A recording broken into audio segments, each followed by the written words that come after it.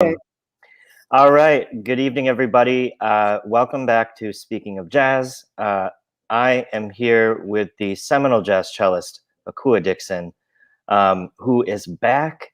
She is, she was on our Women in Jazz panel. And so we just thought she had way more to say. And we're so excited to be able to benefit from her wisdom and from the many experiences she's had throughout her career. So Akua, Yes. welcome back. So great to have you. Great to chat with you again, Jordan. Absolutely. And so I wanted to start out, and we were talking before we went live about you've had some performances, you've had some gigs. Yeah. Can you tell me about the feeling that you've had as these opportunities have slowly started to come back? Yes. Well, having a year at home and not being able to perform live, you still have to practice. I had some writing jobs and things that I've done. But when you grow up in New York, live performance is a large part of your life, and you miss it a lot. So it was wonderful to be able to get back into the fold, so to speak. Neither performances had a large audience. Okay, the first one was for BAM, and they had a thing set up that it was a one-on-one.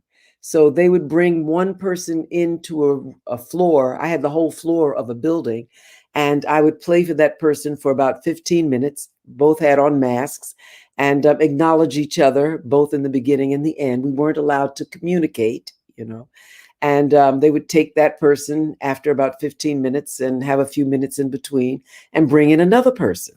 It was great even to have one person there because I've practiced and kept my hands in shape during the pandemic. And honestly, I play for myself in a lot of ways. Cello is a very meditational instrument. So I get up and there are certain things that I do that are almost like a morning prayer that I play, that I was able to do more consistently this year. A lot of times you get up, you have to hit the scales, hit the sheets of music that you have to do and run out the door. This was really nice to be able to be in a space that I could be calm and play for so many days in a row. The second performance that I did was for schools, and we filmed a project that we'd been working on for the last couple of years with the Bronx Arts Ensemble. So since the kids in that age bracket still aren't vaccinated, we decided to film it so that they would have it to be able to see in the fall. So there was no audience for that one. So even know that the promise of young children are going to see it made me very happy. And I'll be glad when we can actually have more people in the audience. Well, Nakua, you mentioned before you love to give back, Yeah. and being from the Bronx, you just have this passion about you for feeding kind of the musical soul of the next generation. Could you talk a little bit more about that? Sure. My experience growing up in the Bronx was really wonderful. New York, during that time, I had music in elementary school, 4th, 5th, and 6th grade, a half a day of music, a half a day of academics, as long as I kept all my academics up. In junior high school, there's the Bronx Borough-wide Orchestra. There was a citywide string orchestra and a citywide orchestra. So my weekends were filled with playing, meeting other kids in the Bronx and all over New York that we could form chamber ensembles with and get to play at each other's homes, at each other's churches, synagogues, and whatever, community centers. So it was a very active and playing childhood. I'd say in my case, coming up through a tradition that when you're studying, you're just studying European classical music. But when you go all of these places to play, you get to hear and play music of different cultures, So, and especially of my own culture. They would ask me if I'm going to play in church, especially to play a spiritual and in the style of the church that I went to, not in the style of the typical hymn book. Black churches have a special rhythm and feeling and joy that they bring to the music, that is very special. So I had a wonderful time learning all those things and going through the conservatory where you're still learning. As a cellist in the 60s, European classical music was all that was taught, But I got out in freelancing, and I had the opportunity to work with so many wonderful jazz artists, and I can think of notating a piece for Rahsaan Roland Kirk, and he was wonderful. He wanted to write something for strings. And I think the biggest favor that he did for me was, I remember notating some one night at his place, and after writing a passage down that he had played, he's asked me to play it back. And I played it back, and I said, "Is that it, Rahsaan?" And he said, "Almost."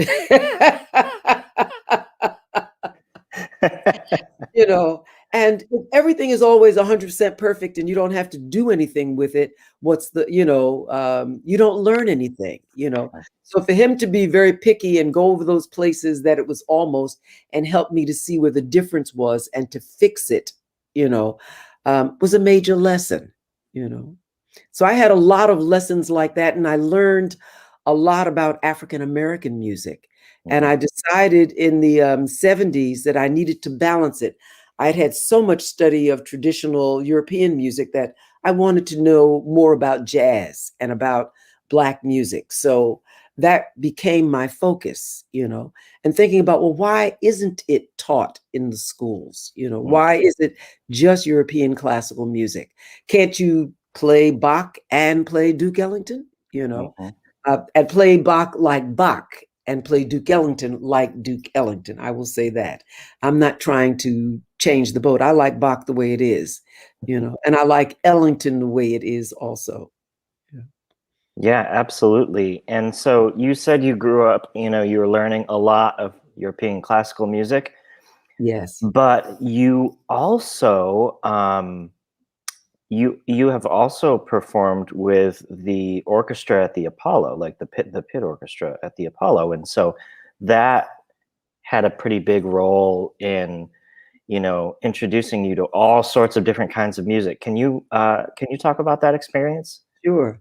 Well, that was my first job that I had to get a union card for. And would you believe the first performer I worked with was James Brown in a string quartet, And I worked with the stylistics, with Barry White, with just artist after artist, because whenever they had needed a string section, at that time, my sister and I were both called to play. And there was a lot of freelancing in New York at that time, not only the Apollo, Latin clubs and Latin gigs used live music also. And the charanga bands especially used strings. So I would leave the Apollo and go afterwards and do that.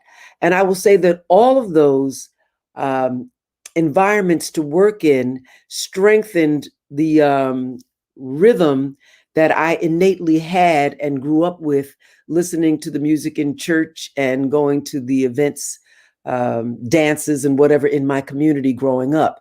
So it gave me a chance to actually learn that phrasing on my cello. I knew it in my head. I could sing along with it. I danced to it because I like to get out there and boogie too, as a teenager, but I didn't play it on my cello. I was playing Brahms, So it gave me an opportunity to learn a montuno and how the riff goes. And it's not supposed to sound like Brahms, it's supposed to sound rhythmic. It's not supposed to have that same vibrato. When you need that vibrato, use it on that. You don't use the same vibrato on Bach that you use on Brahms. So why would you use it on Duke Ellington? So I was able to separate all those things. And also the Apollo Theater really had a strong R&B, funk. They had gospel. And they also had people like Dionne Warwick come in, who was doing the music of Burt Bacharach. So I started doing show music, and then doing Broadway and things like that gave me insight into playing those other styles as well. Getting to work with jazz artists like Frank Foster and especially Max Roach with the double quartet and the Uptown String Quartet. I was the founding cellist. Gave me the opportunity to really learn that phrasing because Max is very demanding. No matter what, it had to be right, or you were not getting on a bandstand with him. So it was very challenging, but it was wonderful to be able to learn. So to be able to learn all those different styles and still do the ballet and other gigs that I was doing around New York kept me very busy as a youngster. Yeah, absolutely. And so one of those settings in which you thrived and have thrived is, in addition to your work as a solo cellist, is in the string quartet. Yes. And you mentioned that you were a founding member of the Uptown String Quartet, and you've had your own group. You've had Quartet Indigo. You've had so many different quartets, and I'm wondering if you could kind of talk about the things that particularly playing Black music in a string quartet has illuminated for you during your career. Okay, wonderful. When I think about it over the years, I started playing string quartets, classical string quartets in junior high school. So as someone who was composing and messing around with arranging, even as a youngster, I learned the roles of each instrument that had been utilized in the tradition of writing classical music, which is where the instruments were coming from. By the time I was in high school and in college, getting to work with people in New York City. And when I say Black music, I have to say that the same boat that stopped here stopped in Puerto Rico, Cuba, and a lot of other places. And I got to play string quartets by composers from there, okay, as well. And all of these different branches of the tree use rhythm differently, but similarly. The root of it being African music, and the lock and the groove factor goes through all of it. The phrasing is different in each one of them, but there are still rhythmic and similarities that do convey. Within my writing, I got to learn and listen and play music by so many wonderful composers, Kachow, Jimmy Heath, Frank Foster, so I could see the writing and the style, in addition to having studied classical string quartets. In my case, when you say read a book, I always went and read a score. When I had breaks between shows, Padelson was open. So I would go to Padelson's and take my sandwich and go upstairs and sit and look at scores and listen. Those are the books that I read. So I learned a lot about scores at that time, being able to work with other people and seeing what was going on in today's music that was, some of it was commercial and popular. Other of it was the classical music from those genres. I got to do music by Coleridge Taylor Perkinson, the danzones from Cuba, which to me are very different than doing the montunos of Willie Colon. This Without a doubt. Yes, and it's all good. I learned from all of it and love it all. It helped my writing to learn what to do, because in a string quartet, if you're going to have a string quartet and just a string quartet, you have to have the rhythm going and the harmony going all the time. If you listen to even a Mozart quartet, somebody's playing the melody, somebody's playing the bass, and somebody's playing the and somebody's playing the pa. So there's a way to balance it. And having, I hate to say how many years of writing for string quartet, I figured out a lot of ways to make it groove, to make swing, and to notate it for people who have studied European classical music and really want to be able to correctly play with the right phrasing and flavor. Yeah. Absolutely. We have a question from Lazaro Vega. Ah, did I ever play with Abdul Wadud? Of course. And I'll tell you when.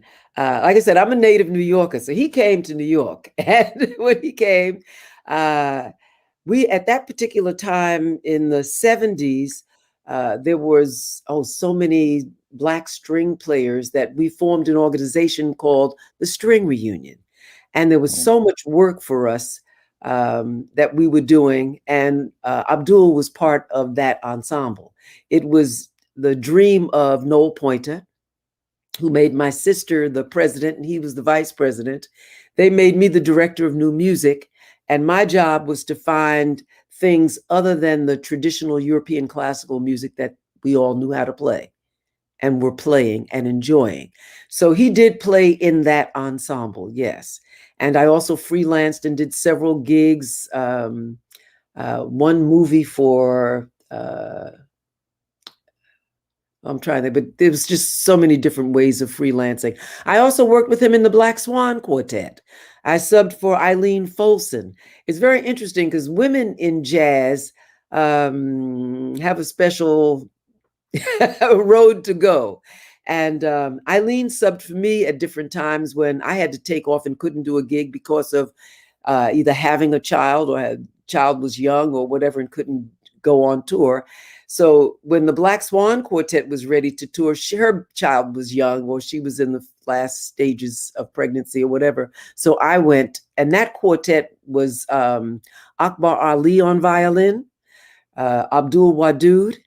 He had two cellos, myself and Reggie Workman on bass. So very unusual band and very energetic playing.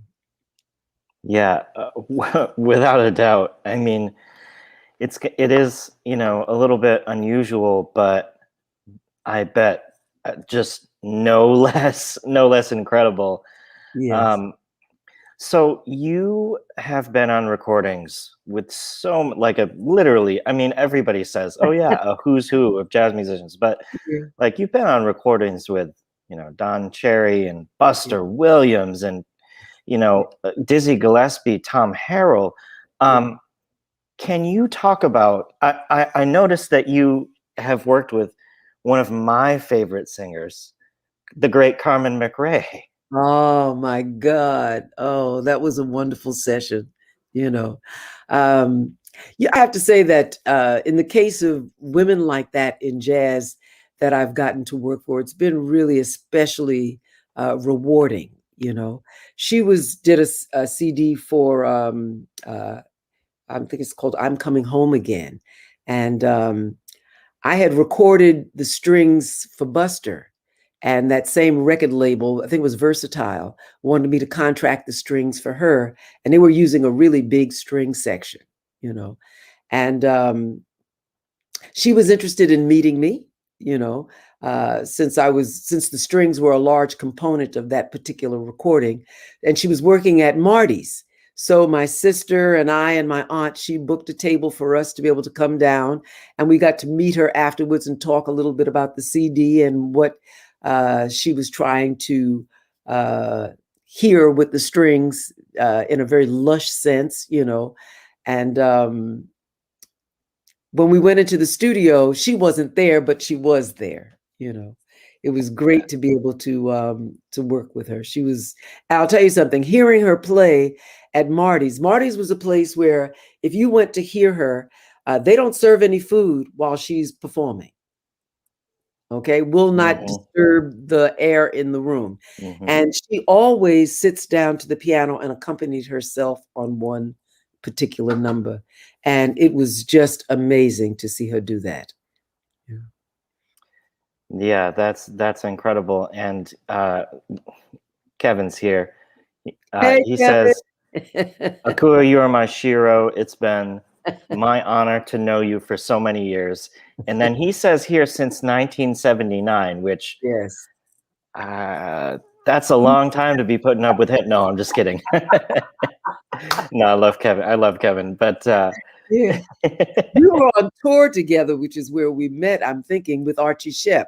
We did a month with the Attica Blues Big Band. So that was an experience, trust me. When you're on the road with guys, a lot of great memories and wonderful music. Yeah, well, Kevin speaks really, really fondly of his time Yeah, with Archie, yeah. you know, and just has nothing but the most amazing things to say. I'm wondering kind of what it was like from your perspective. Well, uh, I have a lot of wonderful things also to say. It's a little bit different from mine because I had worked in other environments. I had been mostly doing shows and some jazz concerts, like I said, some Latin gigs and stuff. But as a cellist, I was doing orchestra and stuff like that. And uh, I hadn't been out on the road with Archie, with a jazz band.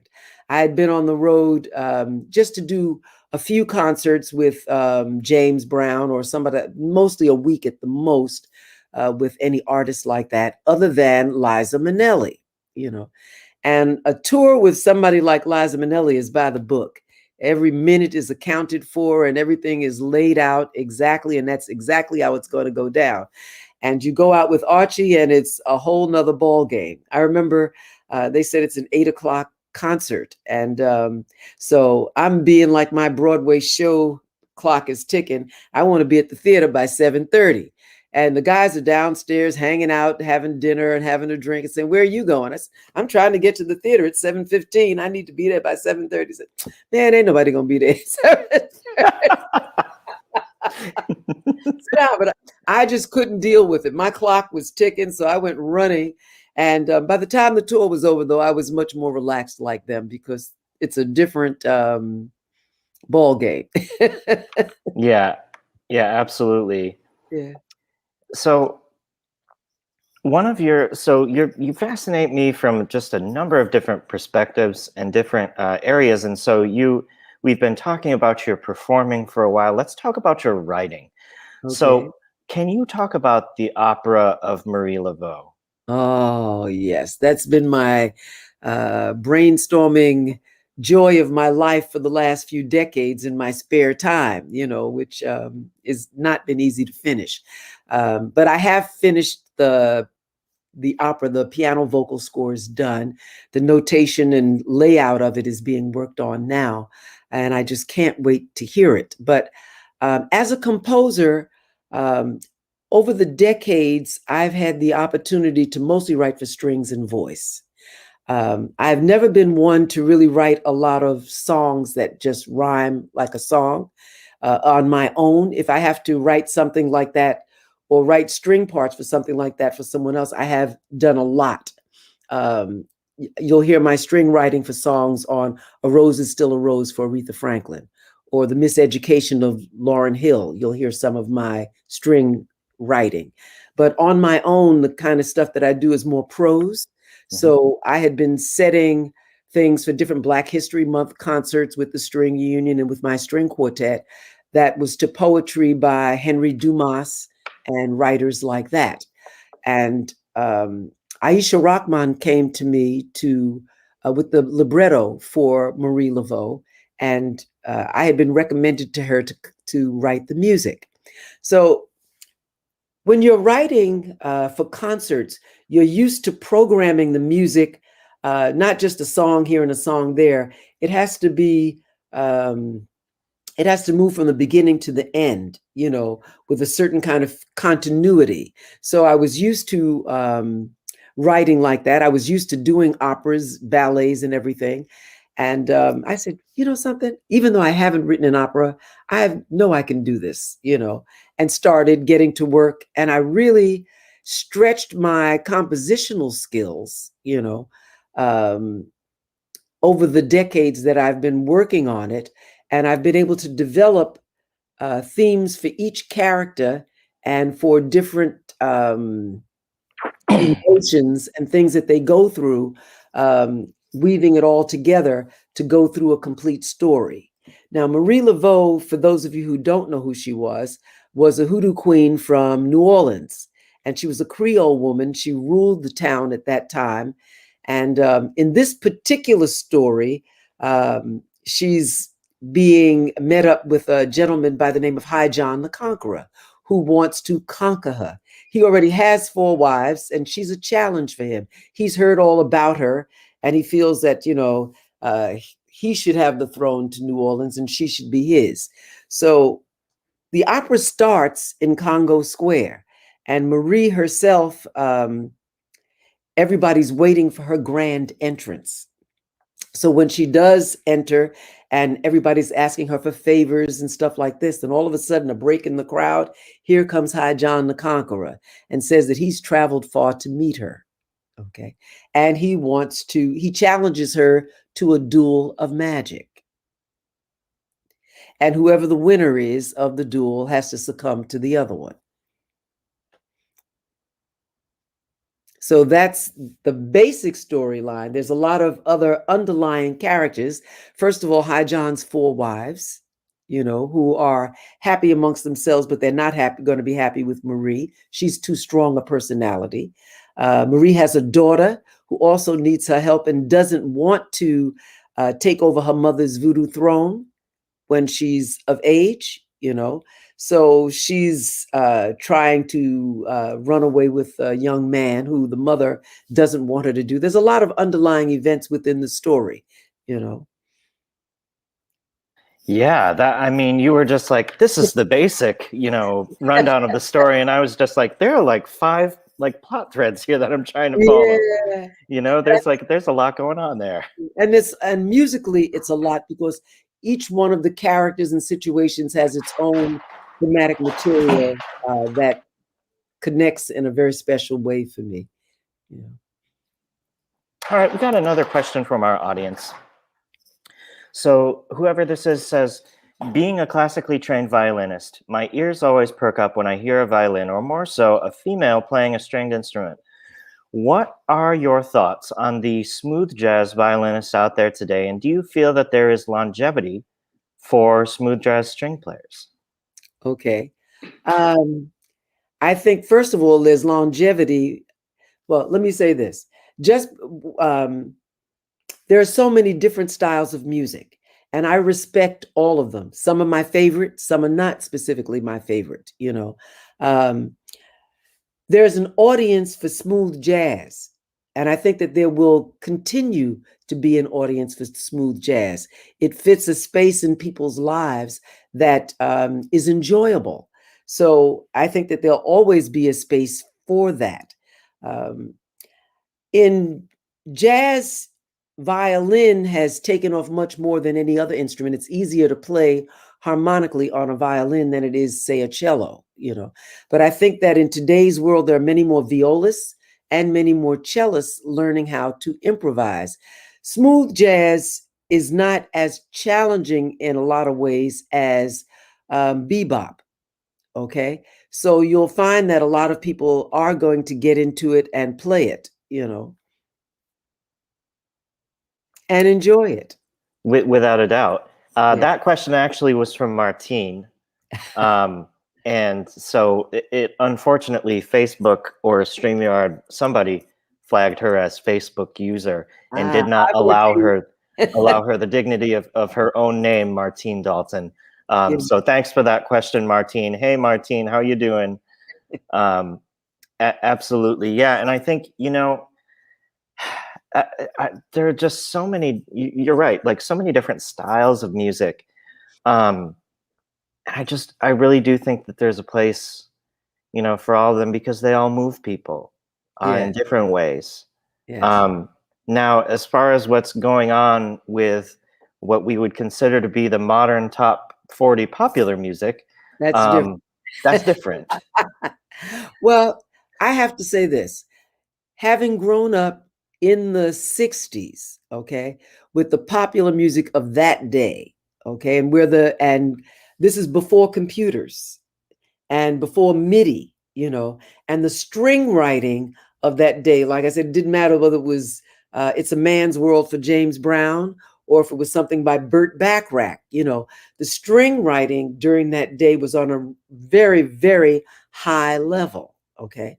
Over the years, as we've gotten more into MIDIs, strings have gotten knocked off the bandwagon, and we're just used as pads, partially because it's much less expensive, to just do that. And the other thing is that a lot of string players have not studied the form, the phrasing, and the harmony of popular music. So it takes up a lot of rehearsal time because they don't know when the band is going to the bridge, because they don't know what the bridge is. I'm sure that this is not as the case today as much as it was, say, back in the 70s, okay? Because a lot more string players are getting into looking at American music and standards and understanding the form and the harmonies. But this was a good reason for them to use synthesizers, okay? Once synthesizers came in too, not only did, for me, it disrupt a lot of what I got to play as a player, as a string player, the drum was totally changed, As a kid, we had black radio stations and white radio stations. So if you wanted to listen to black music, you listened to WBLS. And if you wanted to listen to white music, you listened to WABC, so you had Dick Clark on one and you had Alan Freed on the other. And one was playing the Temptations over here and the other one was playing the Beach Boys. And you had options. You could listen to both whenever you felt like it. The beats and the music had some similarities, but they were very different, And when you go back in American music, even to the 1800s, when we were doing hymns, okay?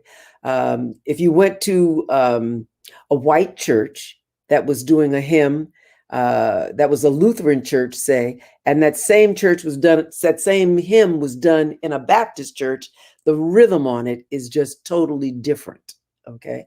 So once you got into having synthesizers and having computers and everything being with a specific beat, that's with a metronome, and in specific, everybody's tuned to 440. It changed because you're no longer playing with a human drummer. You're playing with a metronome, okay? So the music feels very different. And what you have to strive for as a player is also different. When I worked with jazz bands, whether it was Idris Muhammad or a funk band like James Brown's, the drummer had to keep that time. That in itself was a major practice level, and you weren't called unless you could keep that time. And this was in Latin bands, in all of them. Now everybody just goes to the click, and it's not organic for me, As I said before, if you like it, I'm happy that you have it here and you can listen to it. That kind of beat really doesn't sit with me, because I didn't grow up on it. I'm used to a more organic beat, and it's what I like, Even when I hear, I like to go to different types of music. So I used to go to Indian music concerts a lot. And the change from using a tambour with a tambour player and the electronic tambour was majorly bad for me. I want to hear somebody play the instrument, and rather than the machine doing it, Absolutely. And you know what? It's hilarious that you should mention this, because I was just telling one of my students a few weeks ago, I said, you got to stop playing like a metronome. You are not a metronome. Yes. You're like a living being. And what makes this music live is if you can dance to it and if you can keep the time right in here. Yeah. Yes. And I said, you are not a metronome. Stop playing like one. No, Yes, nobody. I'm not a robot. Yeah. Well, and I was like, nobody's gonna hire you if you're playing like a metronome. Like, you play like a real human being. That's when people will hire you. So I'm really glad. I'm gonna I don't know, print that out and frame it or something, Akua, just so that it can be on the record that somebody else said it. Yes. Well, I use a metronome to practice. Oh, me too. Okay? Me too. When I go to perform, hopefully what you're getting is what I've practiced, that I can stand there and freely play. That's okay? right. and it's coming from my heart and my soul. And if I've really practiced correctly, if I'm playing someplace even by myself that you're supposed to be able to feel the beat and clap your hands, you should be able to do it without the metronome. Mm-hmm. Because you've practiced with one, so you don't got to play like one. Right. That's right. That's right. Yeah, I have. I mean, of course, everybody has to, do their due diligence with a metronome. Yes. I mean, but if you've got to use one in the studio, yes. That's Well, just not. they do it for financial reasons nowadays, so that you can overdub. Aha. Okay. And the music is not as organic. It's not easy to record all these different elements at one time. And I will say, as a string player, a lot of my recording career has been overdubbing, which means that the band has already recorded and the strings come in and put in their last layer, because you don't want the drums feeding into the violin microphone. So they usually plan it that way so that the strings can overdub. Yeah. Well, and I certainly get that. Doesn't make me like it more as a saxophonist, but Right. but I can certainly understand it. It comes out in a way fine for the recording and makes you want to come hear the live performance, That's right. which is definitely more extended. I would say we used to have records that were longer back in my younger days, but nowadays everything, because of the attention spans and everything, they want you to limit the length of the track or you won't get airplay. So Yeah. all of these new elements come into play. Absolutely. We got another question in here from Lazaro. Lazaro asks, does your opera include hip-hop rhythms a la Hamilton? No. No, it doesn't. As a writer with the opera, I'm writing from a big base of thematic material that I've grown up with and learned all my career, okay, that fits into the space of this particular story. The development of the music definitely is rhythmic, okay, and but I would say it's more jazz and jazz based. There's a lot of odd meters, but everything still locks and grooves in a lot of places.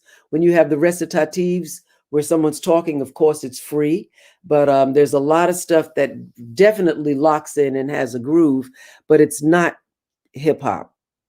No, it's more jazz and classical development. Mm-hmm. Kevin says here that the electronic age, or age of synthesizers and drum machines, caused us to lose a lot of work. Caused a lot of us to lose work too. This happened around the early 80s.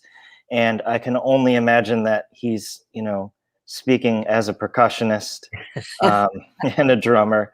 And of course, the drum machine. Yeah. Yeah. Personally, I'd just take a person any day.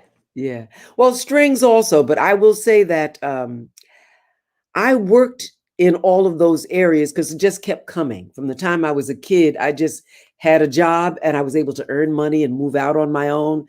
From a poor kid growing up in the projects in the Bronx, it was wonderful to be able to work and be able to support myself. And I just kept working. And on the side, I was developing my own music and my own string quartet. I had my first performance of Music of Mine, a whole program at the Village Gate in 1973. Okay. And so over the years, I've constantly worked to showcase my own writing for strings. By the 80s, when Kevin is right, those machines started taking over and there was less work in that regard. It didn't bother me as much because I was working more with my string quartet and doing more of my own thing by that point.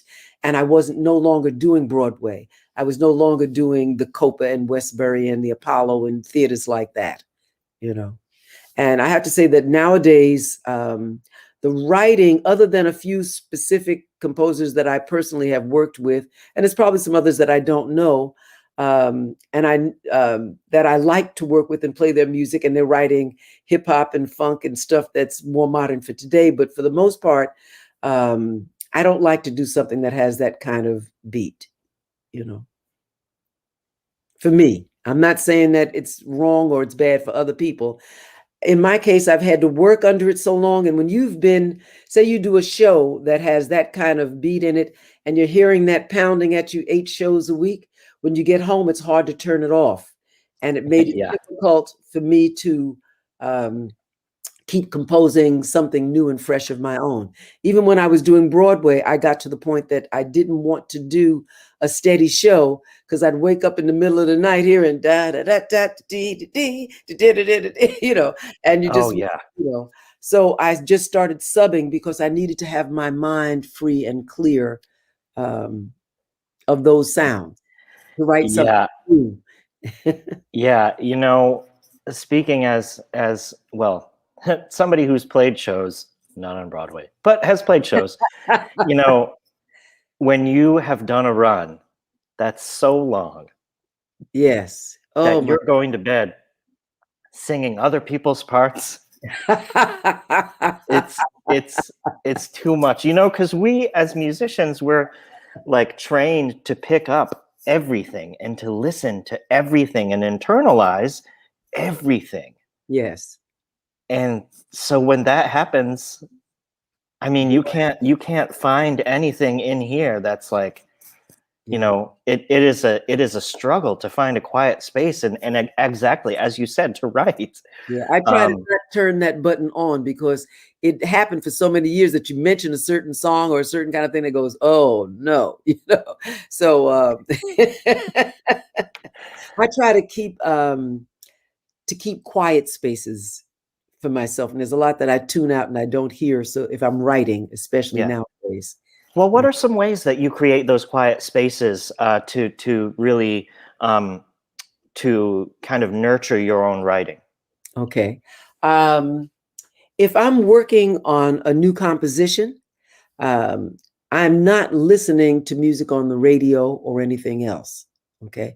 I'm trying to go to the essence of what I specifically want to say from the knowledge that I already have to start. If I'm writing and I have a question, I might research something, but for the most part, I don't want to hear anything else. I don't listen to anything else until I've finished doing it.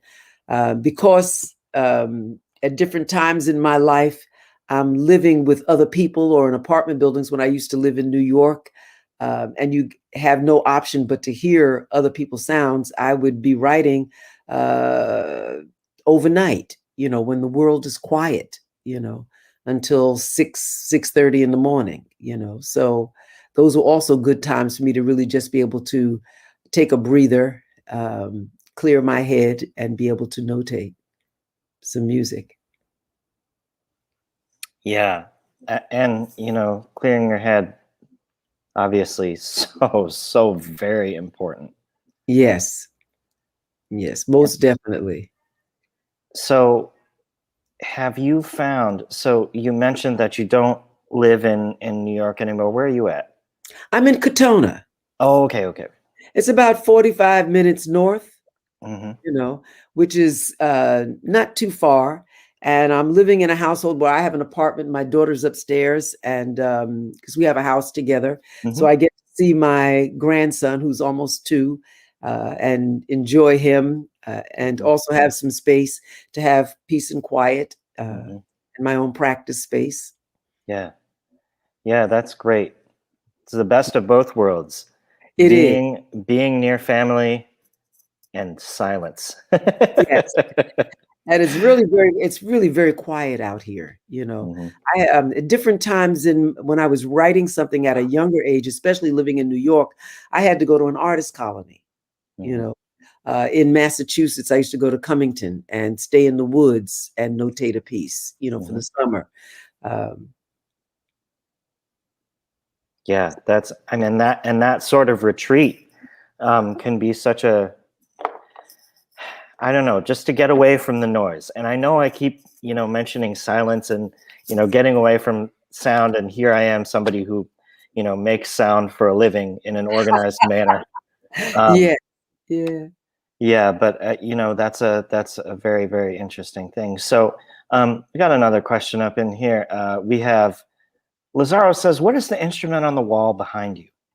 I think it's Chinese. I don't know what it's called. It belonged to my sister, and it's just so beautiful. I just put it there. It's not playable at the moment.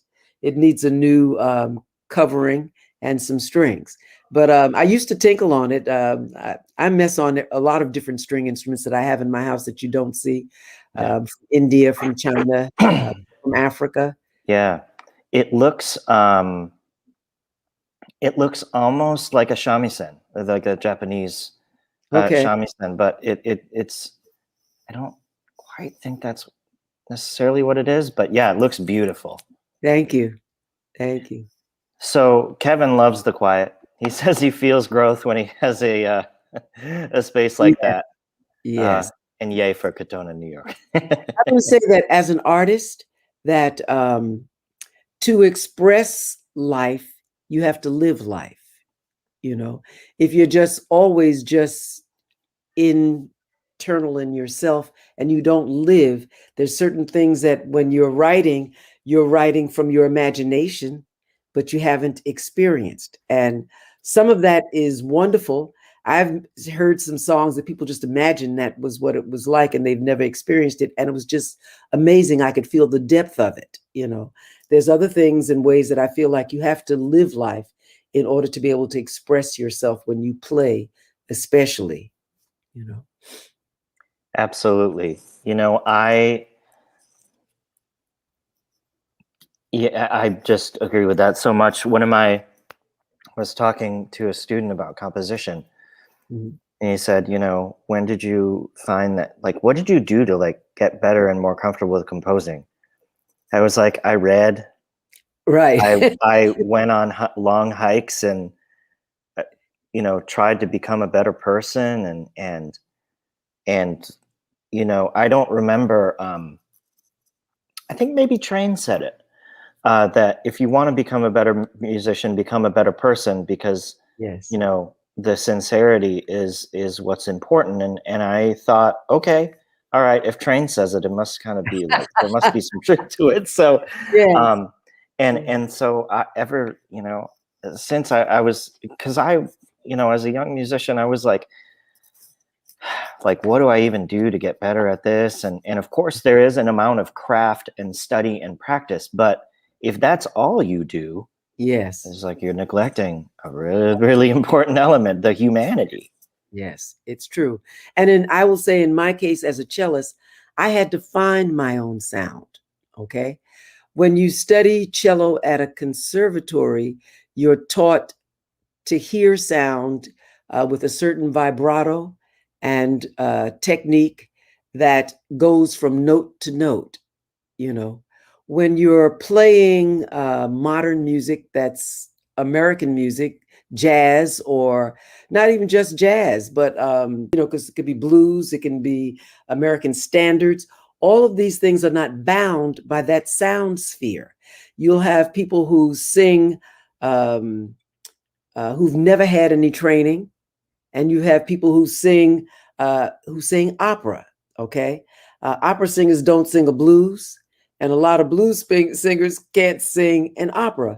But I respect and love both elements. So there was not really jazz cello for me to listen to. To say, okay, what do I want to sound like? Because I'd already been through all the practice where you got to sound with all the vibrato and everything else. Yeah.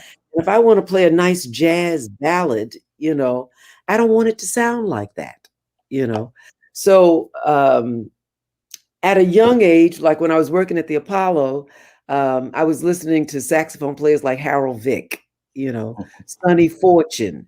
Yeah. I would go down to the Vanguard and there was Dexter, Yeah. and the tenor saxophone is really in the range of a cello, Yeah. and to practice so that I didn't sound just the way I had been traditionally trained to play, and I had spent a lot of money in playing, learning how to play, was a lot of practice, but to also keep that up because I was still trying to work, trying to freelance in that environment, So I needed to keep up both sides of it. Freedom to choose what note you vibrate on or don't vibrate on, and how you personally can change a phrase. You can bend a note. You can harmonically embellish the note. It can be a little bit before or a little bit after. There's so many options of things that you can do to a simple melody that I didn't have studying classical music, and I had to learn how to do that, how to not hear everything the same way everybody else hears it. If you want to take, say, In a Sentimental Mood, and if you're going to play it da da da da da da, and everybody plays it the same way, with the same vibrato and the same bravura style, that's not jazz. I'm not saying that it's good or bad, but I'm just saying it's just not jazz. Right. And exactly. And I think, a thematic element of this entire conversation, there's a lot of music out there. Yes. This is not that. But that doesn't mean it's bad. It's cool. So Lazaro says, seems like with the nature of strings, the first attack is the loudest. So turning that around for 2 and 4 might be a challenge. Okay. Maybe the first stroke of the bow or something? Yes, because in European classical music, the emphasis is on the 1 and the 3. Okay. Say if you're in 4/4. So if you're using your bow, when you go down, you have more force than when you go up. So when you're playing a bass line for cellists, say in Mozart, you want that to be 1 and 3 to be the loudest and 2 and 4 to be the softest. Okay.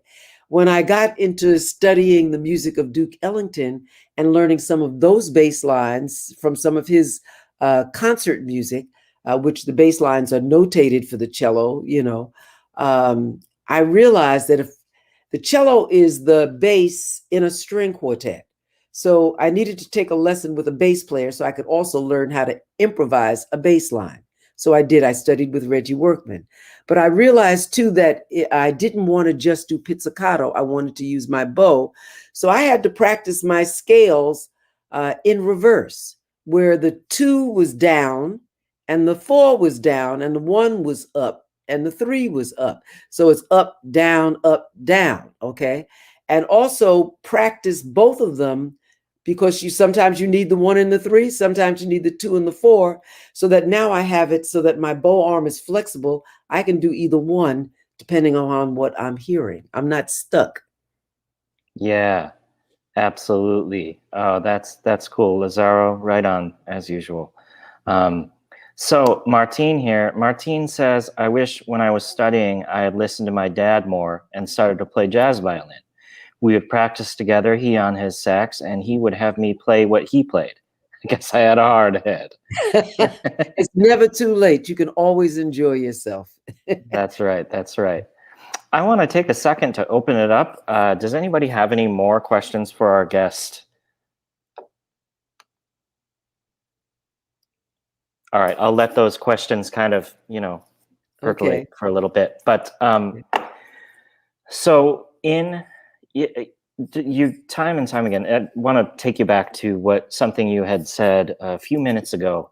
Well, it might have been more than a few minutes ago, but anyway, you mentioned when you were coming up, there was no person who I want to play jazz cello, so I want to sound like that. And so you have really taken it upon yourself to say, well, this is what I want to sound like. And this is, and hearing Dexter and hearing wonderful musicians who play other instruments and translating it to your you know, to the kind of the format, I guess, of the cello. Mhm. When you were doing that, were you finding that there were some techniques that worked a lot better than others? You mentioned that you wanted to use the bow. You didn't want to just, you know, play pizzicato. Are there some techniques that maybe would translate over a little bit better, or perhaps some that would be a little bit more difficult? Well, I would say that playing, say, funk, okay, and playing bebop are very, very different, okay? And funk is very sparse and you don't have a lot of notes, but it's hard hit and it's rhythmic. And a lot of uh, classical training is not to use the bottom of the bow so heavy handed, you know, and it's meant to have a long, flowing, glorious sound. And to play it, you have to have some grit, you know. So it's not that you want to lose the ability to have a smooth, beautiful sound, is that you have to enable yourself to also, when you need the grit, be able to add the force of the bow to get that kind of, you know, to the music.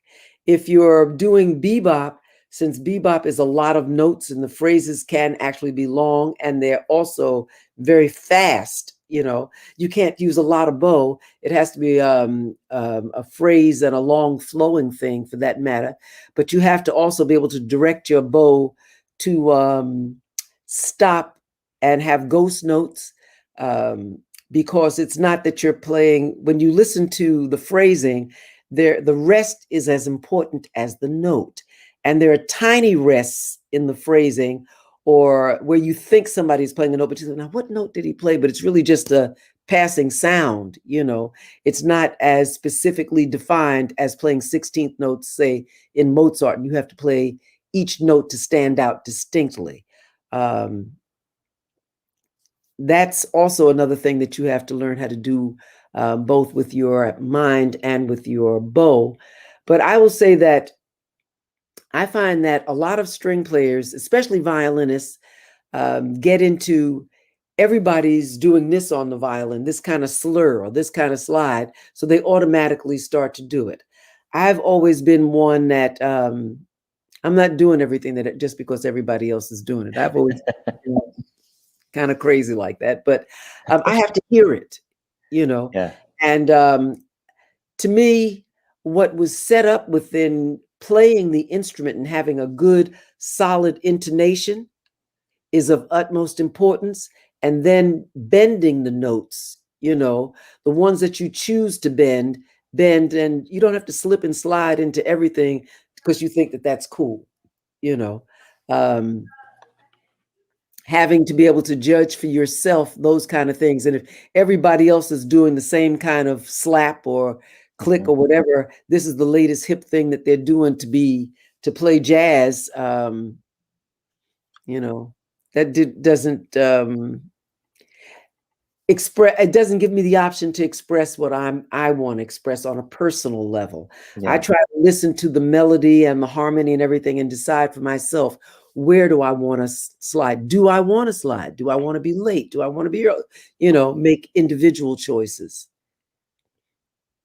We got Oh, some fans up in here, Akua. thank you. Thank you. I love Well, you guys too. Akua, thank you so much for sharing your wisdom, your approach to playing. I can't believe it feels like we just started talking here, and Yeah. I don't know what I was gonna do. I mean, I feel like there's so much more that we could cover, but Yeah. thanks again for coming on, and for all of the amazing things that you have said tonight about music and about this little thing called life and living. So, you know, thank you again for coming on. Really appreciate it. And I would like to point people um, to your website, and it's Yes. just akuadixon.com. And I'm going to put that in the comments here. So you can all go check out Akua's music, and you can go and hear more, Yeah. because who doesn't want to hear jazz cello? Seriously, who doesn't want to hear that? I do. I want it in my life every day. So there you go. Um, Thank so thanks again, Akua. Really appreciate it. Hope you take care, and may the gigs keep flowing for you. Thank you so much, Jordan. It's always great talking to you. You have great questions, and Thank you. it's just been a lovely evening always. It seems like we just started, but we've been on for a while. Yeah, we have been on for a while. So, all right. Thanks again, everybody. Thanks again, Akua, and have a good night. Okay, bye-bye.